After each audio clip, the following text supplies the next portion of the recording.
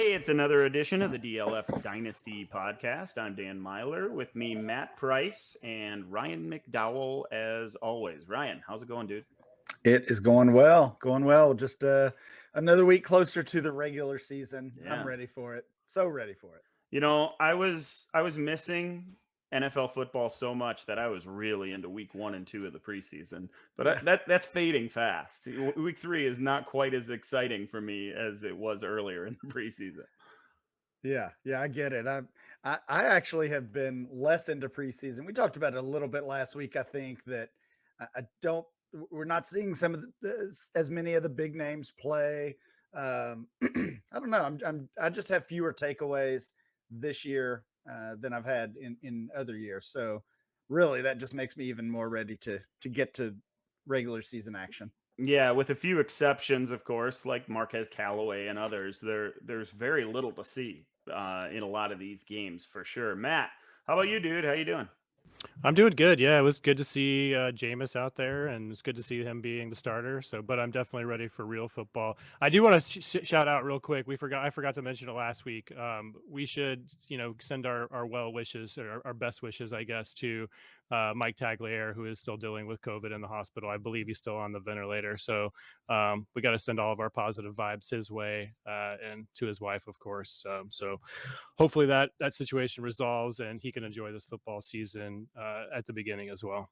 Absolutely. Well said, Matt. Well, last week we talked about the 2019 rookie class. We flashed back. We did a draft based on their values right now going forward. And that was so much fun. We're going to double down and do the 2020 class as well. Fellas, we all prepped this thing. We had to put together a mock draft cheat sheet for ourselves. And man, this class is magical, Matt.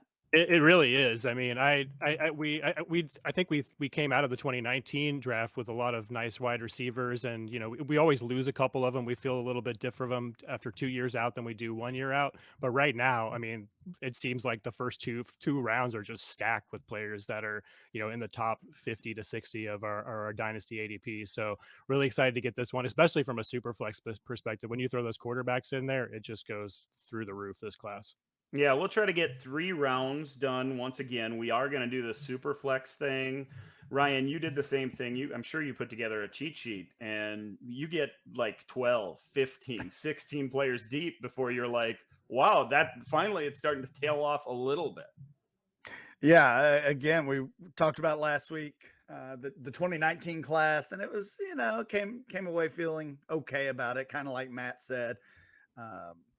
This class is very different. I was looking at our overall ADP, and right now 5 of the top 14 running backs in Dynasty, according to DLF ADP, 5 of the top 14 come from this class. 6 of the top 21 wide receivers come from this class, along with a trio of quarterbacks. So just an unreal class. We talk about 2017, that draft class that gave us McCaffrey and Dalvin Cook and Kamara. And we talk about the 2014 class with all those wide receivers. This one at least matches those two, if not exceeds it. Absolutely. There's so much talent here, and we're going to get into it. We should say as a prelude to this mock draft that we're going to do, we really do it as a draft because we want an opportunity to talk about all these players, where they stand right now in ADP and such, but we are looking forward. We're not looking back at all. It's not about what they've done to this point. It's about value moving forward, as dynasty managers are always doing. So with the 101 in the 2020 rookie draft redo, it's Ryan McDowell on the clock. Well, because we're doing Superflex, that makes the difference here. Absolutely. I've got to take Justin Herbert with that top overall pick. Of course, he was QB3 in that class last year, and honestly, kind of an afterthought. Not even really challenging Joe Burrow or Tua Tagovailoa. So, one of the best rookie seasons we've ever seen for a quarterback, and I think honestly, I think it only gets better. They've added some weapons for him there, and a new coaching staff, I think, is going to help Herbert continue to be one of the top quarterbacks in Dynasty.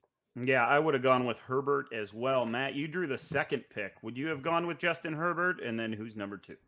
100%. Yeah, locked in number one from this class. And like you said, he was falling to 108, 109 in Superflex drafts last season. And no one really saw this season coming from him. I don't think it took an accidental puncture to Tyrod's lung, I guess, to like really spring him, which is unfortunate, of course. But obviously the correct move in hindsight, regardless of that unfortunate incident for Tyrod. I'm going to go with a quarterback here as well. He was the quarterback one for most people last season, and that's Joe Burrow. Scary coming off of that knee injury a little bit. But the passing volume of that offense is going to be just insane. And the wide receiver core that they have there is one of the best sets in the entire league. So he seems like a pretty easy pick here if you want to go quarterback. Yeah, it's pretty easy to go Herbert, then Burrow, tag team the two quarterbacks at the top of the draft. That seems like what most people would do. I had a little bit of trouble deciding between Burrow and Taylor for my second ranked spot. So I'm glad I ended up at number 3, and I will deviate from the quarterback position. I'm going to go with Jonathan Taylor. Of course, the big end to his second half to his rookie season really dominated, carried a lot of dynasty managers to the playoffs and even to championships, everything we expected him to be. Moving forward, it probably hinges his dynasty and fantasy value on that ability to be a third down guy, a guy that can catch some passes. If he catches 2 or 3 passes a game, fellas, he's going to be in the conversation for RB1 overall. And if he's relegated to simply first and second down, not used in the passing game quite as much, we're going to be talking about him as a low-end running back 1, maybe even a higher-end running back 2. And I think that's where the fear comes in for fantasy managers, Ryan, with Jonathan Taylor. They're just not quite sure if he's going to have that part of the game because, of course, Nyheim Hines is still there in Indianapolis. Yeah, and those are fair questions. I think the dynasty community in general has been ready to move guys like Alvin Kamara, Dalvin Cook, maybe even Saquon Barkley down the ranks. And JT has kind of cemented himself as the RB2 right now, but because of some of the things you mentioned, it feels like that might be a little premature. So I know Christian McCaffrey's the RB1. I don't know who the RB2 is in Dynasty. I know who my wide receiver 1 is, though. It's Justin Jefferson. That's who I'm going to take here with the 4th overall pick. It's a close call. I definitely love Jefferson, again, coming off one of the best rookie wide receiver seasons we've ever seen. Same for Justin Herbert. So I'm going back-to-back Justins here. Yeah, JT is really interesting. We've talked about last week, the discrepancies between Dynasty ADP and redraft ADP, and Jonathan Taylor is actually an early second round pick. And so it seems like the community at large is not really expecting this massive season from him. And I think a lot of that has to do with Carson Wentz's injury. And now that looks a little bit more stable of a situation. So I do hope he pays off that price tag, but I would have gone Jefferson at the 3rd spot. And I would also go one more receiver ahead of him. I'm going to take CeeDee Lamb here. Just really looking forward to a huge season from him. Another one of those teams that just has a ridiculous receiving core. The Dak Prescott injury is certainly a little bit concerning, but I think this is the year that CeeDee Lamb takes over that number 1 spot, at least in terms of production from Amari Cooper. Yeah, the thing that scares a lot of fantasy owners, Matt, and I agree with you, CeeDee Lamb belongs in this spot or maybe even higher. There could probably be a case made, is that there are so many mouths to feed there in Dallas. So the concern maybe could be that on top of Cooper, you have other receivers, other running backs, and a quarterback that rushes, especially around the goal line. And that's just that there's a lot of fantasy points to hand out for everybody to get there. So for Lamb to jump into that next tier, that top tier, and potentially even be that wide receiver 1 overall, he's going to need to really outproduce not only another receiver like Cooper, but also Zeke and even his quarterback can be a problem for really gaining those huge fantasy weeks and becoming that overall number 1 guy. So that takes me to the 6th overall pick after Herbert, Burrow, Taylor, Jefferson, and Lamb.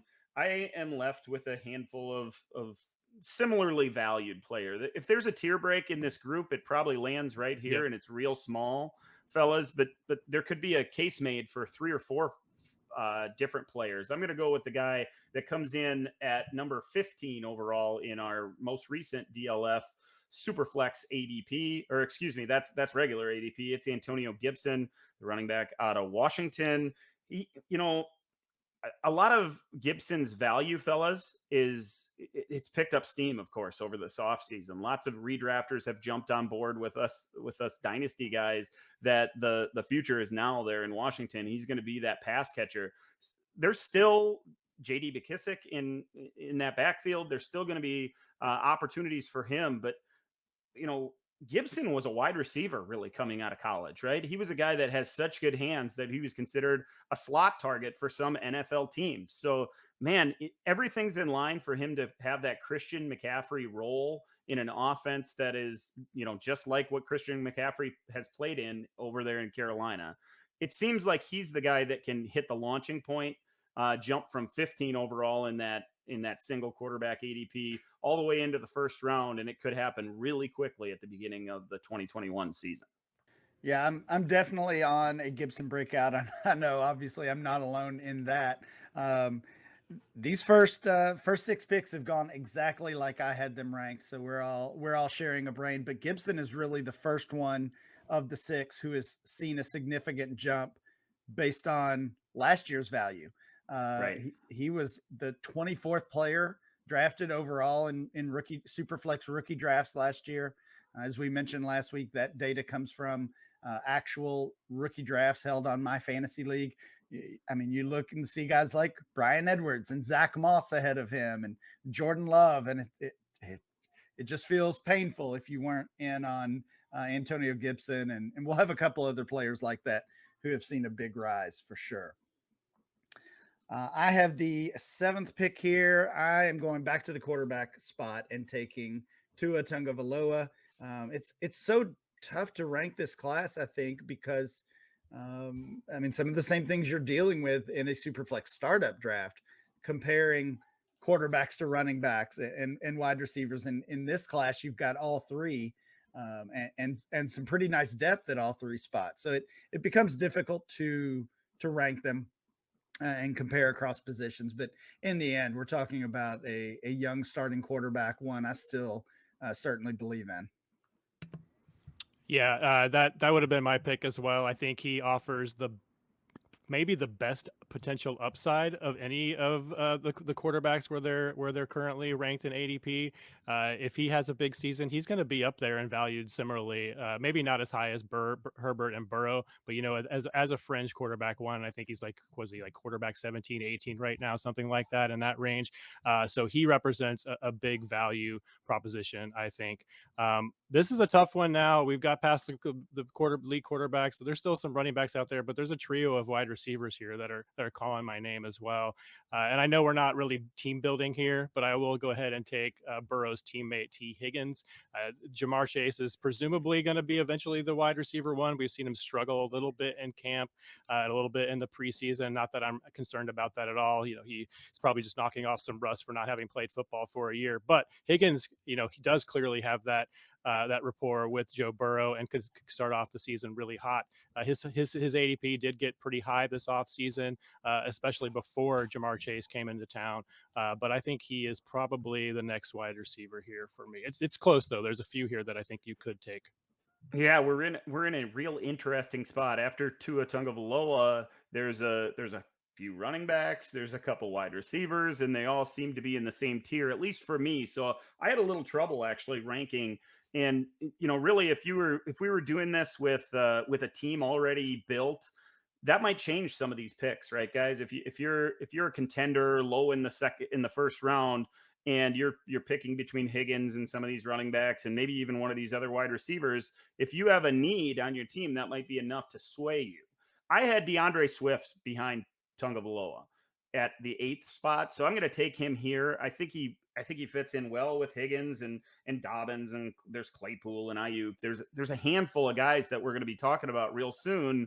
What I like about Swift is, although he's in a struggling offense, or what we expect to be a struggling offense, he's the most talented guy in that backfield in all parts of the game, maybe with the exception of pass blocking. That might go to Jamal Williams. That means Swift should be on the field. There are some small health concerns coming into the season, but he showed enough late last season, guys, that I feel comfortable with him as an RB2. And it feels to me that getting a youthful guy with his kind of upside coming out of the draft and what he showed last year, pushed all the way down to 9, that feels like a value to me. So I'll take Swift here at 9. Yeah, Swift was my next guy as well, and you kind of hinted at the injury stuff. Dan Campbell has made some comments about really kind of seemed frustrated with Swift a little bit that he's been out, and maybe he won't even be ready for week 1. It feels like that all fantasy players, including dynasty managers, start taking on this redraft mentality, and I don't know if it's even a slow transition. It's just like we hit a certain time period. Maybe it's about this time of year where we start thinking from a redraft mentality, and because there's concerns about Swift, his value is dropping. I think now's a great time to send out offers for DeAndre Swift in dynasty leagues. So I'm with you, Dan. I like the value on Swift at the 9 spot overall. I will take Chase Claypool here. One of my favorite guys for a possible breakout season. Again, definitely not alone in that. That's a popular place to be right now, that this is Claypool's year. Obviously the competition there with both Deontay Johnson and Juju, questions about Ben, those things could hamper that, but this is, again, just a player I believe in. And I think I have him as my wide receiver 10 overall in dynasty right now.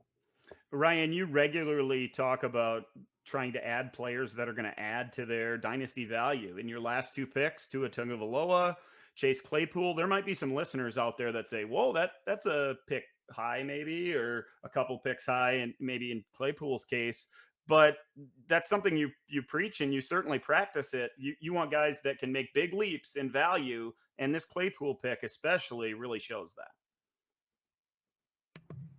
Yeah, that would have been the pick here for me. I was hoping he would slip through. There's another receiver that I was kind of hoping Ryan would take, but that didn't happen. I think you're right. Claypool represents maybe even the biggest ceiling outside of those top 2 receivers of Jefferson and CeeDee Lamb of anybody in this group. So that's a great pick. I'm going to take the last one. The last receiver I think in this tier, and that's Jerry Jeudy. We saw Teddy Bridgewater become the starting quarterback for the Broncos. Maybe that lasts all season. Maybe it doesn't. And he's certainly not someone we're going to get excited about, but I do think his skill set meshes very well with what Jerry Jeudy does, and that's precision route running. Teddy Bridgewater is a quarterback that is a timing-based quarterback. I think he's not somebody who's going to blow you away necessarily with a deep ball, and Jeudy, I think, meshes with his abilities perfectly. So I think he's going to be another player in this range that's going to make a big jump in year 2. That leaves me on the clock to finish up round number 1. I'm going to take J.K. Dobbins, and I actually had him at 9 overall in this class. I think there's a little bit of discount because we're all building around that wide receiver position.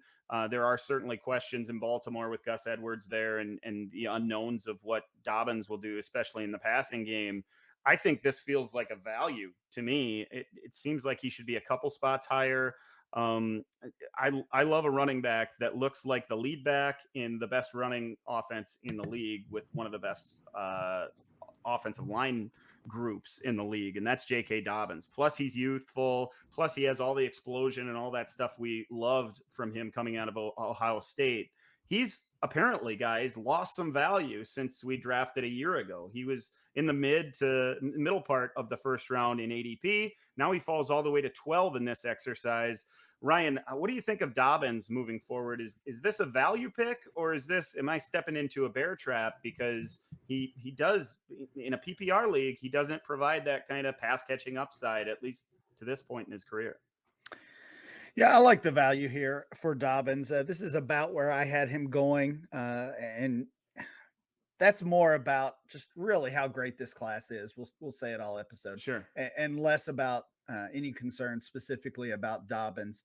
I really think Gus Edwards has become maybe one of the most overvalued players in Dynasty this whole offseason. And that may sound crazy for a guy that's going, in early double-digit rounds of Dynasty drafts, but this is just an average running back that we're suddenly treating as as a major concern for J.K. Dobbins. So I just think that whole narrative has been overblown. I mean, Gus Edwards is fine. He'll play. He'll have a role, but he's never shown any serious upside. And Dobbins definitely has that. So I love everything you said about J.K. Dobbins there, Dan. Yeah, Gus Edwards, Ryan, he comes in at running back 44, and you may say, oh, well, that's down there at running back 4.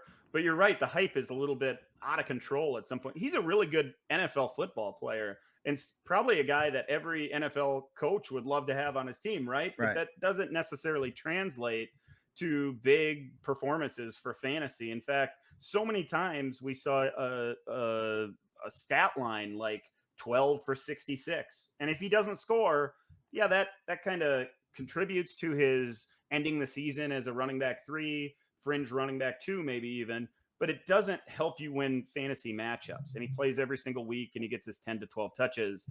I think J.K. Dobbins, or I actually know J.K. Dobbins is the home run hitter there. He's going to make the big play, the big splash play. And man, I have a hard time seeing Dobbins trotting off the field in goal line situations. If they're handing it to anybody, it should be Dobbins down there. Matt? Yeah, I 100% agree. And I put out a tweet a couple of weeks ago that said, everybody thinks that they're not going to throw the ball to J.K. Dobbins, but what if they do? We don't think that he are. Greg Roman doesn't have a history of changing that offense, but if they do, if he does somehow get a pass catching volume, if he somehow approaches 40, 50 catches, then we could be looking at somebody who is in the top 5 of dynasty running backs next season. So love that pick at the end of the first round. And the nice thing about Dobbins is you don't even need 40 or 50, really, because last season he only had 16 catches for 120 yards. You just can't have 1 per game. It needs to be 2 or 3 per game. So you're just tacking on those 2 or 3 points. And the big overlooked in PPR leagues for running backs is the yards still count too. Sometimes those running back turns that 2 catches into 31 yards and 2 scores over a season. Those points is what are what takes you from a running back 2 to what you were talking about, a mid running back 1, and a guy that we're super excited about putting in our lineup every single week. So round 1 is in the books of our 2020 rookie draft redo. It went Justin Herbert, Joe Burrow, Jonathan Taylor, Justin Jefferson. Wow, that's a lot of J's.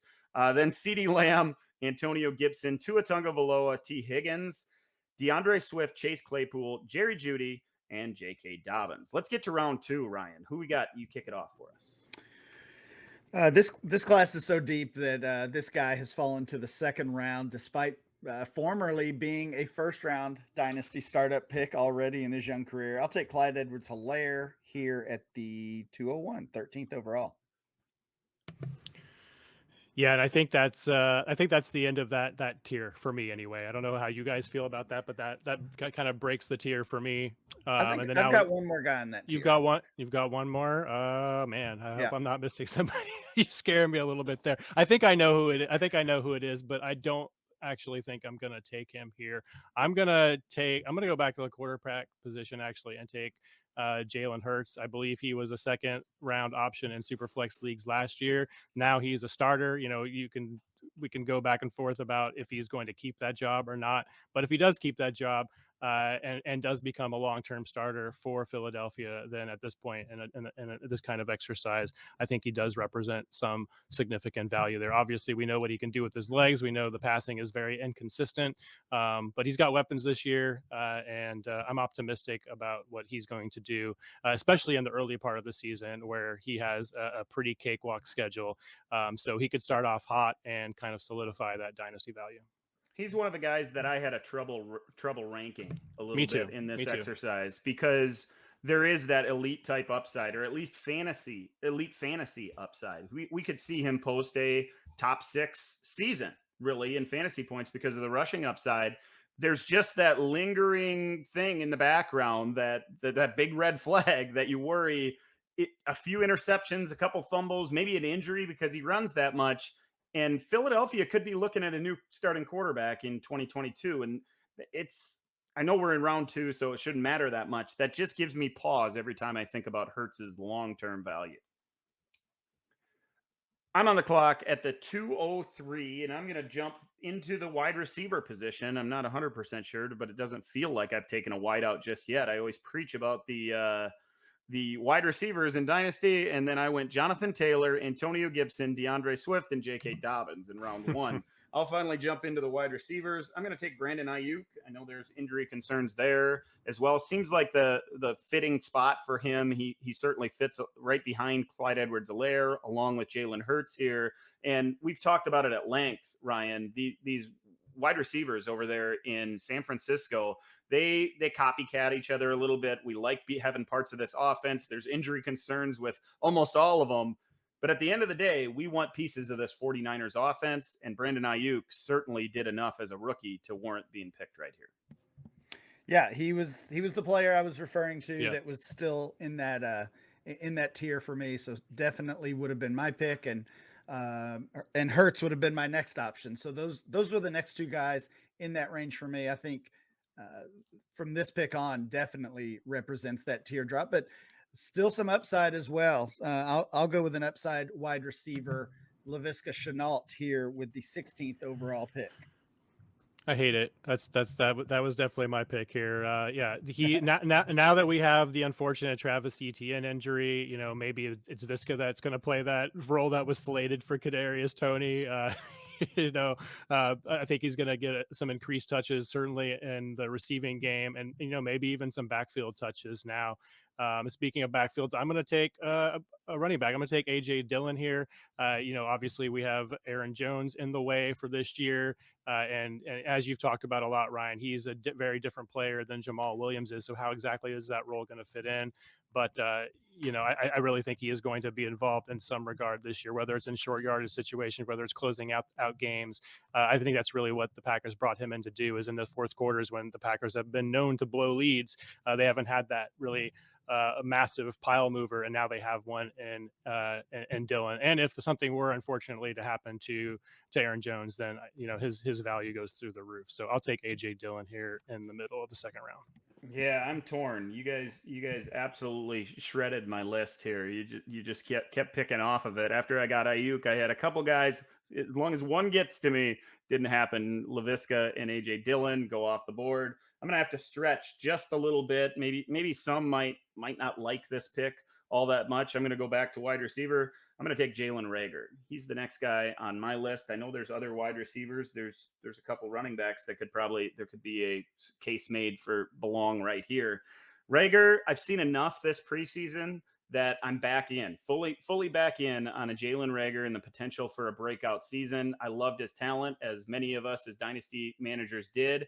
Coming into the draft last year, and then the landing spot was great. We just need Hurts to be able to get him the football and get it to him regularly. There's a lot of guys. There's a lot of names in Philadelphia. Still, with all the other names, Reagor is the one that packs the most punch for me. He seems like the guy that could run with that wide receiver one job. So I want to invest in him if I can. As I said, it might be a couple picks too early, but I like him here at the 206. Yeah, Dan, that might actually both of you, Dillon and Reagor, that was a little higher than I had either of those guys. I've got a trio of players that I had ranked above both. So I think you both could have, I don't know, maybe could have waited a little bit longer. I just still have concerns about Reagor. I mean, after last year, I don't know. It's hard to be positive for me. I agree, and I heard a stat today. I'm sure it's been out there for a long time, but Matt Harmon, obviously we know reception perception. He says that Reagor had the second worst success rate versus man coverage that he's ever charted, which is very concerning. But I still like the talent. I still like them coming out. So I have hope, but I think I have a little bit less hope now. Well, I mean, there's a quarterback who wants to focus, more on running than passing potentially. They drafted Devontae Smith in the first round, so that can't be even as thin as their wide receiver core is. That can't be a vote of confidence for Jalen Reagor either. I don't know. There's a wide receiver, at least one wide receiver I would have preferred, and a couple of running backs. Matt, you mentioned the Travis Etienne injury. I'm going to take the guy who benefits most from that. James Robinson. So I'll go with another Jaguar here. Not really how I want to build my team, but with a bunch of Jags. But again, we saw a big season, obviously, from James Robinson this year or last year. I'm sorry, and this offseason, the value has just been in free fall. Obviously, because of ETN and some of the other changes on that team. And if you held on or if you bought low, you're feeling great right now because he looks like he's in for at least one more big season, and maybe more beyond that. Love getting James Robinson here. Yeah, that would have been my pick here as well. It's tough. Like if this is a worse injury for ETN than maybe we think. The Liz Frank, they said it was just a sprain, but it wasn't a break. But he still has to have surgery. He's still missing the entire season. So there's a chance that Robinson solidifies himself in this offense now. We know Urban Meyer likes to run the football. My one concern with him is he going to get that same ridiculous volume that he got last season? Is Urban Meyer going to screw this up and throw Carlos Hyde out there? We've seen Carlos Hyde running with the ones. We've seen him start preseason games.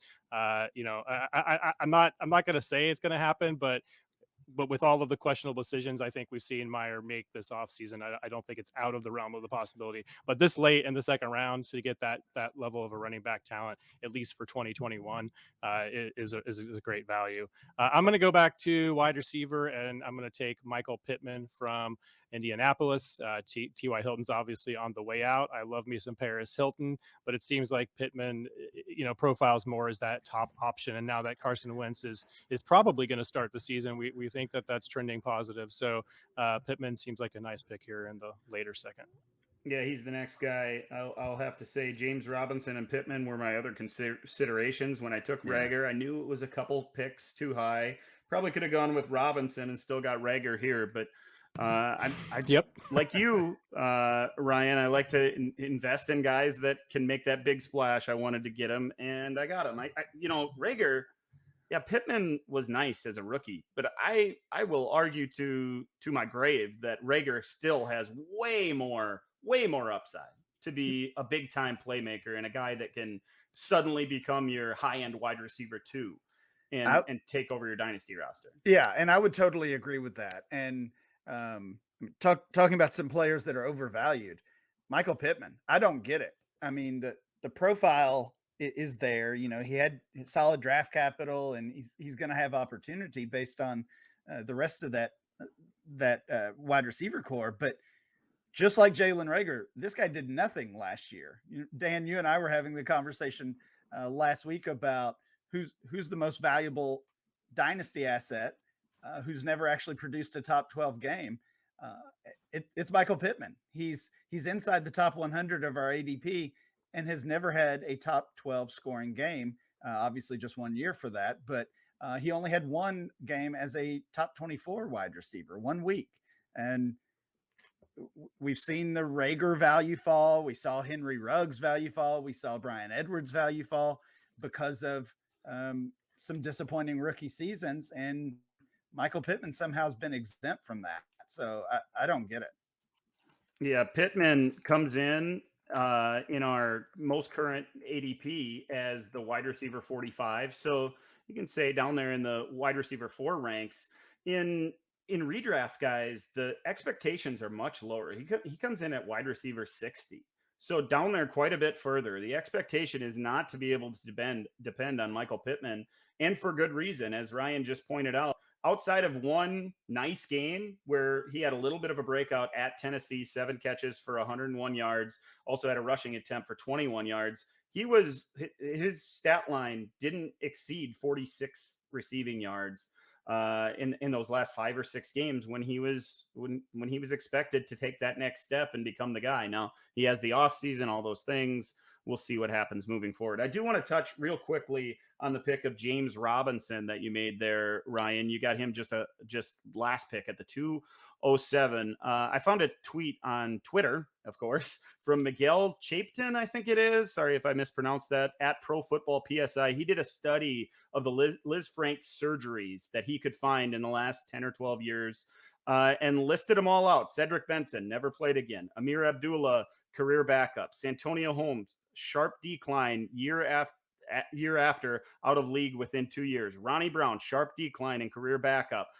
Darren McFadden, sharp decline, brief rebound in Dallas. MJD played one more season with sharp decline, out of the league. Hollywood Brown hasn't lived up to expectations so far.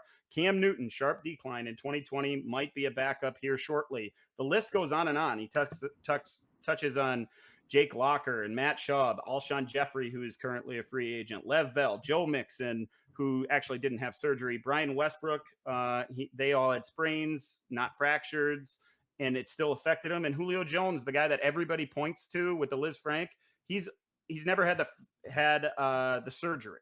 So, and it's been a fracture surgery, not Liz Frank. So there's just a list of all these guys that have tried to come back from this Liz Frank, and it simply doesn't happen. He went on and on. I saw so many of them, and I never found a guy that, wow, he came back and he was fine, or at least adequate or useful in fantasy. So I'm scared to death of this ETN injury, and I love James Robinson because of it. Man, it's just a shame that it happened to a young stud like him. I hope he's the guy that overcomes it, and not just for our dynasty rosters, guys, but just because he was so much fun to watch in college.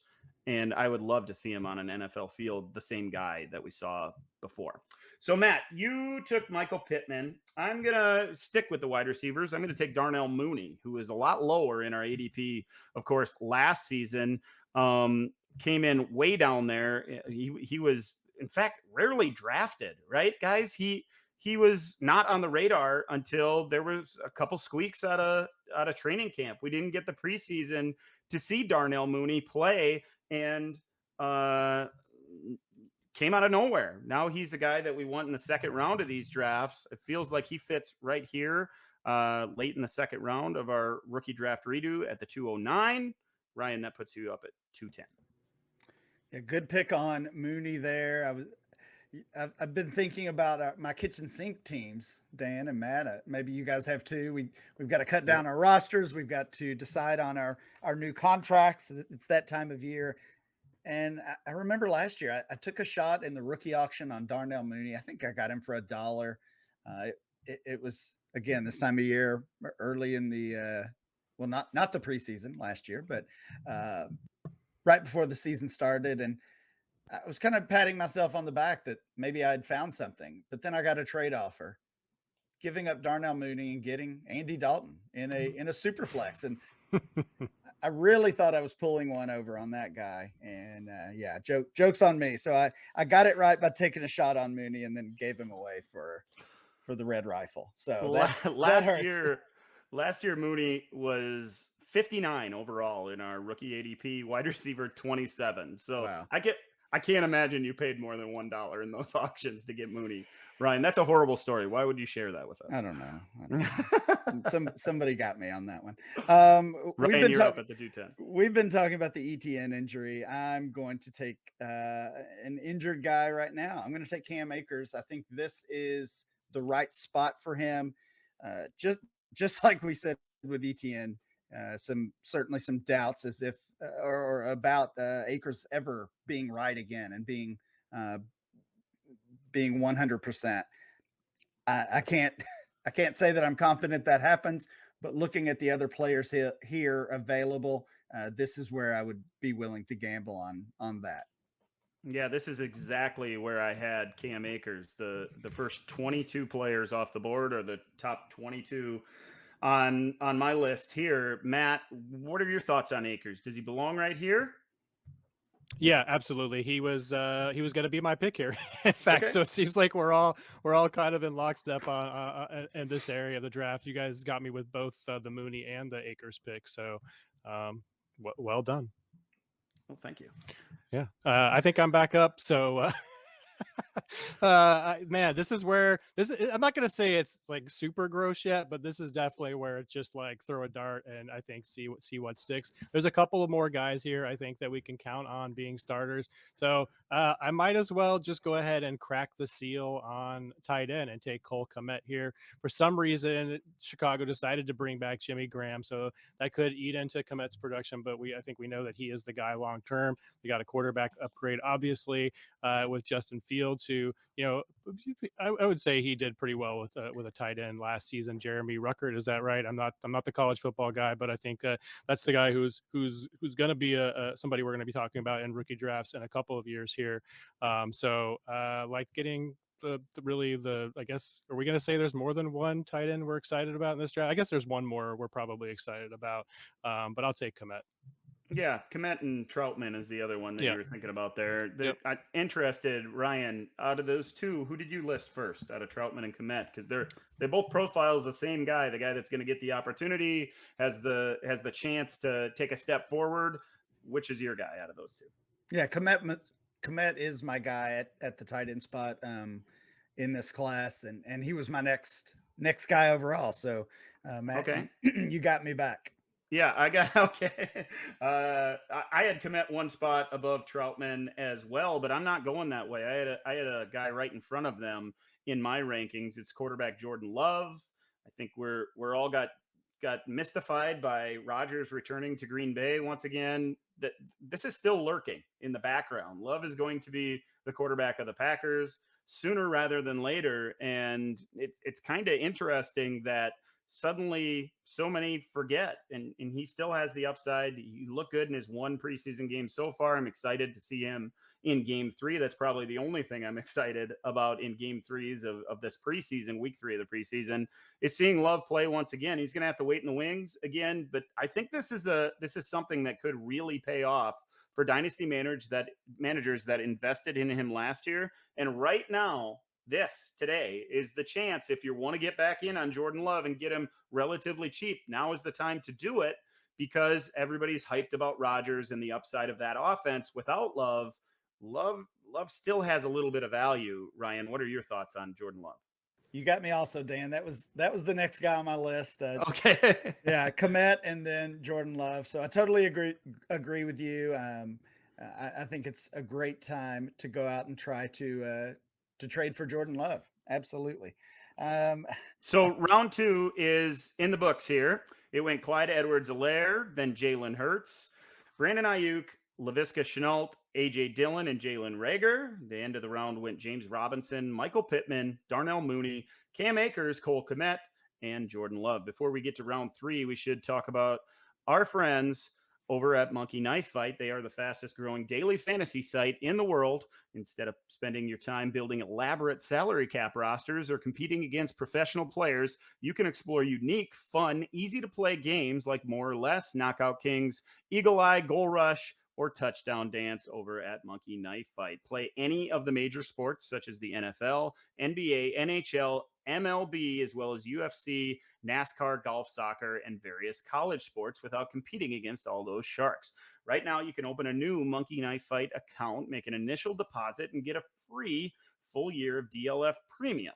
On top of that, if you use the promo code DLF, Monkey Knife Fight will match that deposit 100%, doubling your initial bankroll. Simply log on to dynastyleaguefootball.com, click the image for Monkey Knife Fight, and follow the instructions to get started today. We need to get started on round 3 of this 2020 rookie mock draft redo. Ryan, kick us off. I mentioned earlier in the show that it was difficult to rank some of these players, and I think this is the first spot I'm going against my rankings. The player I had listed next, I'm going a different direction. So I'm going to take Henry Ruggs here at the 301. A lot of players, I think, kind of in the same position as we've already talked about. They've got some upside, but really no sure things left at this point. You just look at Ruggs, and he can still be the wide receiver 1 on that team, and that definitely has some value and some appeal in the 3rd round. I like that pick. That puts you on the clock, Matt. Yeah, that was going to be my pick again. We're doing real well with each other. Good today, I guess. That it's interesting of Ruggs because first wide receiver taken. I just have this feeling that that Gruden is just going to make him be a thing. Like he's just going to be forcing the ball to him this year. I mean, and outside of Waller, they have question marks all over at wide receiver. Certainly, there's another player in this draft we could take, but maybe showed even less than Ruggs did last season. So I'm not going to go that way. I am going to go to running back. I'm going to take Zach Moss, someone I'm not super excited about, but, presumed starter in Buffalo and a good offense with a good surrounding cast. So, we're probably going to split time there, but I think at this point in the draft to get a quote unquote starting running back in the league is a pretty good pick here in the early third. Yeah, I'm glad you did that. You saved me from having to take Zach Moss. I didn't want to. I'm not excited about Moss either, but you are right. You made some good points. He is in line to get that first opportunity in that backfield. It's just that there isn't a goal line back on that roster. It's the quarterback, the guy that takes the snap and shotgun, that's going to get those opportunities. That leaves me on the clock at the 303. I'm going to go to that other tight end, the other guy that we considered a few picks back. It's Adam Troutman, and there's the questions surrounding what he did in the preseason and the injury that's going to keep him out a little bit. Guys, I saw Adam Troutman get dropped at roster cut down day in a couple of dynasty leagues this week. So I thought that was unique. I don't know if there was news out there that I missed that maybe that injury could have been more severe, or people are just scared off by how he wasn't really used as a downfield pass catcher in that offense. But I think, like so many of these other targets in New Orleans, the announcement that came out late last week that Jameis Winston was going to take over full time under center, or at least be the starter under center for the Saints, that's good news for all these pass catchers in New Orleans. Troutman's one of those guys, so he fits right here at the 303 for me. Yeah, I think the concern for Troutman is not just the injury, even though he's not going to be out as long as maybe initially feared, but also just some reports that he had been struggling in camp. Maybe he's not even the tight end one there. So really, even with all that said, him being dropped is a major surprise in a typical dynasty league. But I like what you said there about Jameis, Dan, about the pass catchers in New Orleans. I'm going to take another Saints pass catcher. I'll take Marquez Callaway here. This has been another guy I've been a fan of really since he kind of flashed a little bit in his rookie season. Of course, Michael Thomas was out, and Callaway just had a 2 or 3 game stretch where he saw some significant targets. And I was impressed with him then. He kind of faded away a little bit through the remainder of last season, but he's popped again here in the preseason. And I'm not sure Michael Thomas plays a down this year. I'm definitely not concerned with Tre'Quan Smith as any type of competition. I think Callaway might be this team's wide receiver 1. Yeah, and he comes in at wide receiver 70 in the most recent DLF Superflex ADP. That's 189 overall. So there's definitely the chance for some major value as he comes in at 304 here in this exercise. Apparently I'm a Buffalo Bills fan now because I'm going to take Gabriel Davis here. I do think that as long as Emmanuel Sanders is healthy, he's going to be the 2 in this offense. But that's obviously going to be short-lived. Gabriel Davis showed us some things last season. His ADP got way too high for me this offseason, but it's kind of cooled off, I believe. And in the 3rd round to get a starter with a quarterback that we presume to be a top 5 guy in the league. Maybe not this year again because of Sanders there, but in the future. Matt, you don't have to be ashamed being a Bills fan. We have Ryan over here. He's a Jaguars fan, apparently, with what he did earlier in the draft. So that's much worse, right? Sorry to all the Jags fans out there. I'm up at the 306. There's one guy that I figured I would come out of this draft with. I hope you guys don't think it's too early. I'm going to go with Bryan Edwards, wide receiver for the Raiders. I think he fits right here with Davis and maybe even Ruggs, who went about 6 picks earlier. There was a little bit of hype, a couple videos that hit Twitter earlier this offseason that I thought, okay, it just took another year. But if you remember back a year, 12 months ago, we were watching those videos too when it came to Bryan Edwards, and it never translated to the field. Hopefully he gets his opportunity on the football field as a starter on the field regularly. I'm not convinced that's going to happen, but at least some of those videos, some of those quotes coming out of Las Vegas are a step in the right direction. I mean, I do think Edwards gets a chance to start. We saw him start week 1 last year as a rookie, and kind of, as you said, just couldn't capitalize on that. Some injury issues, but really, I mean, honestly, the same things I said about Ruggs are true for Edwards. He could he could definitely be the wide receiver 1 as well in that offense. I love the Edwards pick. The way you set that up, I thought you were going to do something crazy there. You took the last guy. You took the last guy in that tier for me. Since I took Marquez Callaway last pick, I'm going to take another preseason hype guy. Another guy I took a chance on last year. I actually held on to him. I didn't make any bad trades with him. I'll take Quez Watkins here at the 31st overall pick. I'll take another speed guy. I think he was one of Dan's guys last year, KJ Hamler for the Denver Broncos. So that's who I thought you were going to say when you said you thought you were coming out of this draft with somebody. But, I think he offers something different than the other receivers, certainly. He's not the precision route runner that Jerry Jeudy is. He's not the big contested catch guy that Cortland Sutton is. So he fits in nicely with what they want to do. Maybe it doesn't necessarily mesh with what Teddy Bridgewater does well.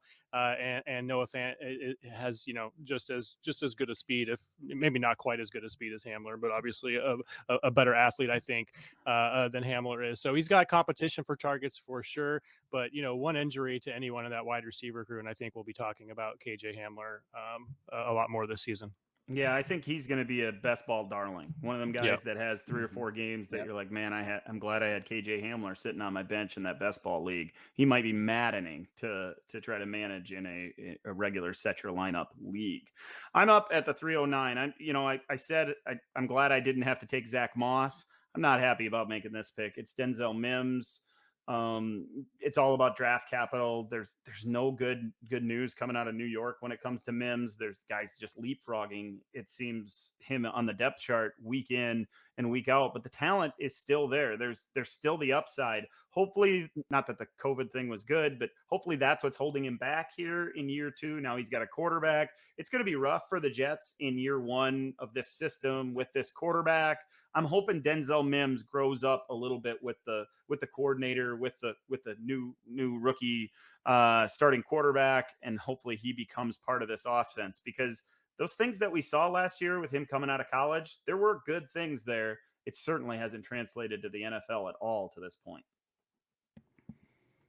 Yeah, I was wondering if Mims would get picked in this. That probably means he wasn't in your top 36, huh? He was in consideration. I've got a lot. This is my last pick, I think, here at 310, 34 overall. So yeah, he was on the long list, but I think I would have gone a different direction. I think if you've got Mims on your roster at this point, you're just hoping he gets cut and can find a new home. I think that's probably best case for him.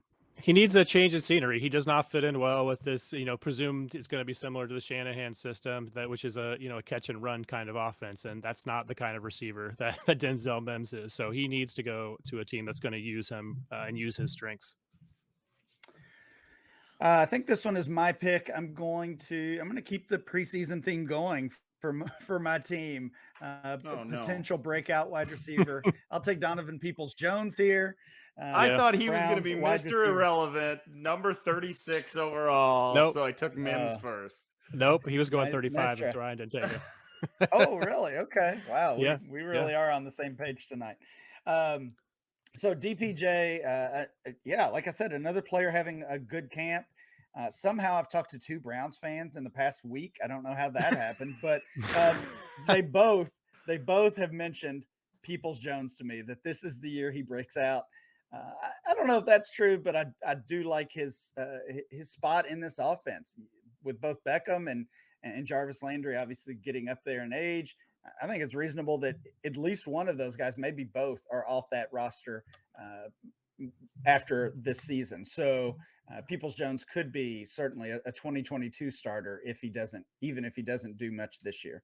Well, the thing about DPJ is he had all the pedigree, right? He was that number 1 overall wide receiver coming out of high school and went to Michigan, and it really didn't happen. Then he slipped in the draft, but all the talent was there, and he showed that in spurts last year. He had a few really nice catches. The thing that you mentioned that's most important there, it is a crowded wide receiver room. He's going to have to battle to get on the field, and a breakout might look more like a 45 catch type season or something like that, which doesn't always translate to fantasy success, but certainly sets him up in year 3, which would be 2022. I think he's a little bit more of a long-term sleeper than some people are hoping for, and especially those Browns fans.